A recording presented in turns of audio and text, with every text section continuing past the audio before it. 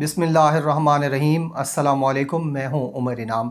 इस वीडियो में 3 अहम टॉपिक्स पर बात करेंगे। सबसे पहले तो ये देखेंगे कि इदारों की मुंह बोली बेटी ने इदारों की इज़्ज़त को बीच चौराहे फोड़ डाला है, इसके ऊपर बात करेंगे। और साथ ये भी देखेंगे कि सिसिलियन माफिया की एक बड़ी दीवार गिरने वाली है। वो कौन सी दीवार है और कब गिरेगी और कैसे हम ये प्रेडिक्ट कर सकते हैं कि वो दीवार गिर रही है, इस हवाले से बात करेंगे। और इसके साथ साथ आखिर में कुछ तल्ख बातें करेंगे कि आज की जो इदारों की बेटी है उसने अपने इदारों के 2 बाप यानी जनरल राहील शरीफ और जनरल कमर जावेद बाजवा को कुछ सोचने पे मजबूर किया है। क्या सोचना चाहिए इन दोनों जर्नैलों को और आने वाले जर्नैलों को, इसके ऊपर बात करेंगे।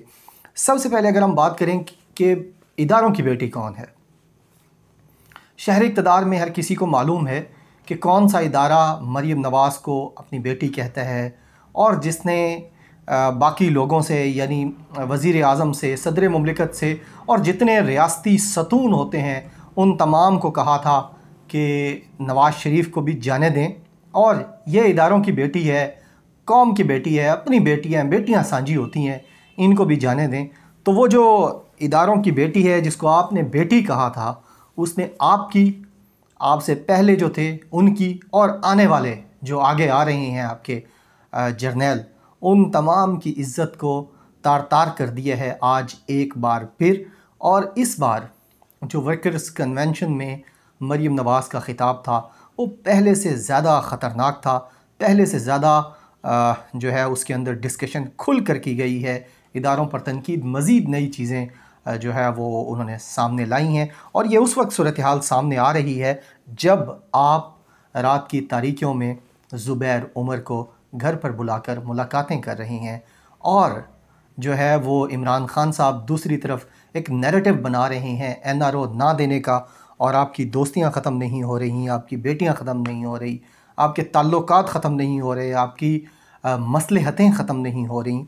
तो उस वक्त ये आपकी बेटी ने आपसे ख़िताब किया है और आपकी बेटी ने आपको जो है वो चोर भी कहा है, डाकू भी कहा है, आपको गद्दार भी कहा है और आपको ये सिलेक्टर भी कहा है, जो कि आप सिलेक्टेड नहीं हैं। तो आपको भी अब सोचना चाहिए कि अब नवाज़ शरीफ को कब तक अपना भाई बनाएंगे और मरीम नवाज़ को कब तक अपनी जो भतीजी बनाएंगे, अपनी बेटी बनाएंगे, शहबाज शरीफ को कब तक अपना टाउट बनाएंगे और हमज़ा शहबाज उर्फ़ मुर्गी वाले भाई, उनको कब तक आप ये सूबा दिए रखेंगे। अब सब जब अपने गिरबान में झांक रहे हैं, सहाफ़ी भी, सियासतदान भी, तो कोशिश करें कि आप भी थोड़ा सा सोचें इस मामले के ऊपर। अब एक और चीज़ भी शहर इक़्तिदार में, ये जो मरीम नवाज़ अक्सर तकारीर करती हैं, नवाज़ शरीफ भी तकरीरें करते हैं और इनको बुरा भला कहते हैं पाक फ़ौज को। तो पाक फ़ौज के हवाले से एक चीज़ शहर इक़्तिदार में सुनने को मिलती है कि जी हमें ना घसीटा जाए। भाई अगर आपको ना घसीटा जाए तो आपके रगड़े में इमरान खान भी आ रहा है। आप सिलेक्टर नहीं हैं, आपने इमरान खान को सिलेक्ट नहीं किया, आपने इमरान खान को इक़्तिदार में लाने के लिए कोई मदद नहीं की।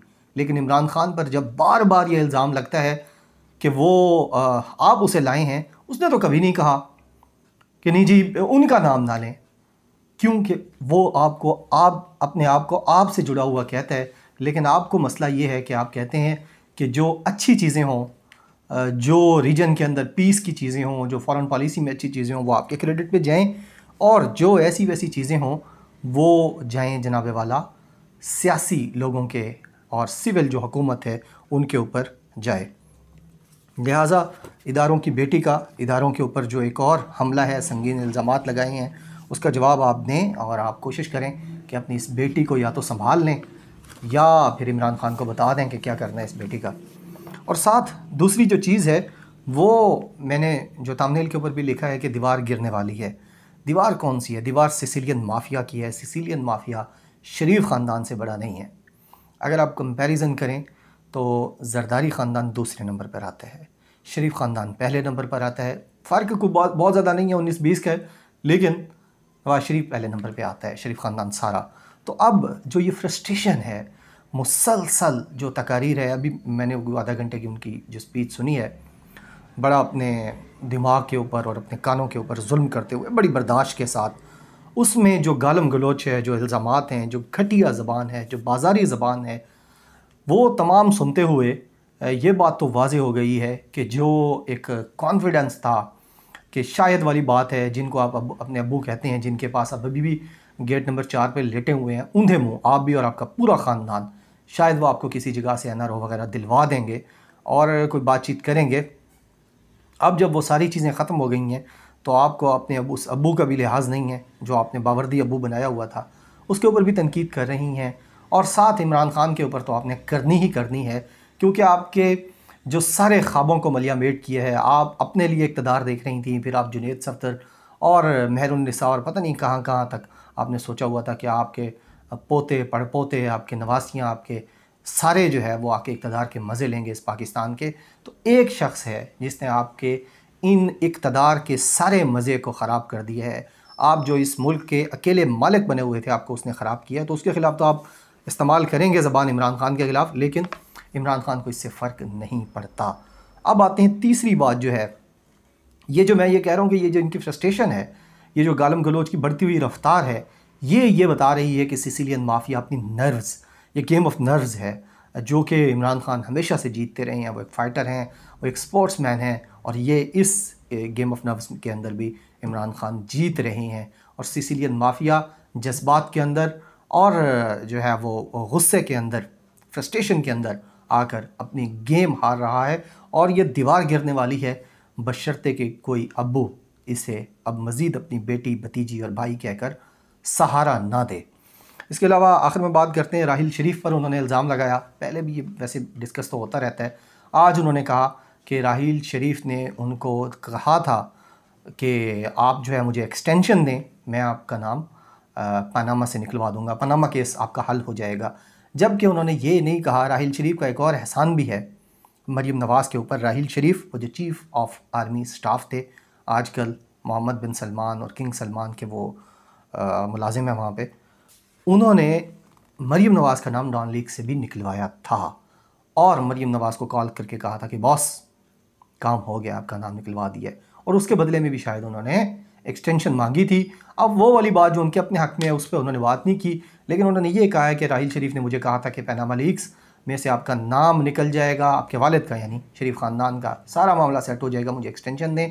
वो कहती हैं कि हमने एक्सटेंशन नहीं दी, जिसके बदले में हमें यह किया गया है।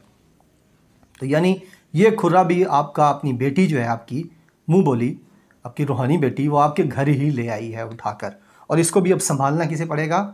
सिविलियंस को। जो आप कहते हैं कि सारा गन सिविलियंस के ऊपर जाए, आपको कोई बंदा कोई बात ना करे। फिर डॉन लीक्स के वक्त नवाज शरीफ ने बंद कमरे में कहा, अब बाजवा सरेआम कह रहे हैं। अब बाजवा साहब ने जो बात की है वो, उसके ऊपर बहुत ज़्यादा वैसे डिबेट हो सकती है कि किस तनाज़र में की है, कैसे की है, क्या ज़रूरत पेश आई थी, ऐसी एक बड़ी स्टेटमेंट देनी थी, फिर आपका मैंडेट था या नहीं था कि आप ये वाली बात करें, ये वज़ीर आज़म को करनी चाहिए थी, सदर ममलिकत को करनी चाहिए थी। अब उन्होंने कहा है कि जी हम अपना हाउस इन ऑर्डर करेंगे। मरीम नवाज़ ये कहती हैं, जो लाइटर सा रिमाइंडर दिया उन्होंने जनरल बाजवा को, कि जब मेरा बाबा ये कहता था, यानी नवाज़ शरीफ जो भगोड़े साहब हैं अब, वो ये कहते थे कमरों, बंद कमरों में, कि हमें अपना हाउस इन ऑर्डर करना होगा, अपना घर इन ऑर्डर करना होगा, तब वो गद्दार था। और जब आप अब ये कहते हैं कि हमें अपना हाउस इन ऑर्डर करना होगा, अपना घर इन ऑर्डर करना होगा, तो फिर आप मुहिब वतन कैसे हो सकते हैं? अब ये आपके ऊपर है कि आप कैसे इसको जवाब देंगे कि उस वक्त नवाज़ शरीफ आपको ठीक कहता था या गलत कहता था। और जब वो गलत कहता था तो फिर आपने उसकी बेटी, जो उस वक्त भी आपकी बेटी थी, राहिल शरीफ की बेटी थी, उसका नाम कैसे निकलवा दिया था। और वो बेटी अब बीच चौराहे खड़ा होकर आपको नंगा कर रही है, तो फिर आपको ये भी सोचना होगा कि इस बेटी को कब तक आप गले से लगाए रखेंगे। अपने भाई नवाज़ शरीफ को भी, और अपने भतीजे हमज़ा शहबाज को भी, और अपने छोटे भाई शहबाज शरीफ को भी कब तक आप हम पर, यानी इस पूरी कौम पर, इनके तमाम इदारों पर मुसल्लत किए रखेंगे। तो ये थे चंद तल्ख़ बातें, उम्मीद है आपको नागवार नहीं गुजरी होंगी। अपनी दुआओं में मुझे याद रखिएगा। अब मैं रिकवर कर रहा हूँ, ये जो मुझे लकवा हो गया था, काफ़ी हद तक रिकवर कर गया हूँ। आप सबकी दुआओं का बहुत शुक्रिया। दुआओं में याद रखिएगा। अल्लाह हाफ़िज़। पाकिस्तान ज़िंदाबाद।